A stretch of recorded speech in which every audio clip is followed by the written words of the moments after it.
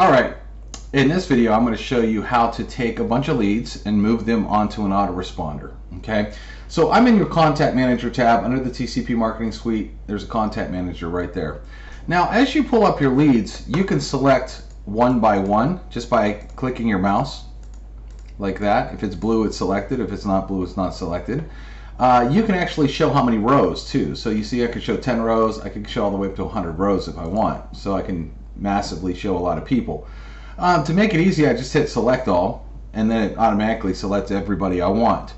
Then I could do what we call group actions. In group actions, I can change a list name. I could create a list and put all these people on a list.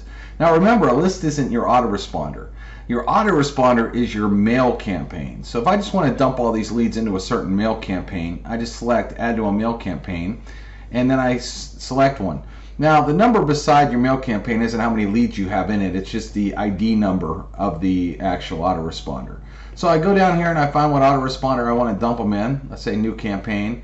I would click that and hit save, and they would all be moved over into that autoresponder. As long as that autoresponder is set to active, all those people will start getting a message series just like if they opted into a capture page. It's also handy to use this tool. Let's say if you had a lot of, let's say, leads, and then they became members of your business, and maybe you set up an autoresponder with trainings and stuff just for members.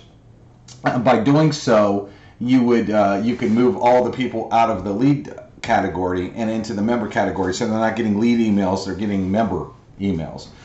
Just a really cool thing to do. Very, very easy to do in our system. Again, I'm under the Contact Manager tab under the TCP Marketing Suite. That's where you do it, and it's very, very easy to do.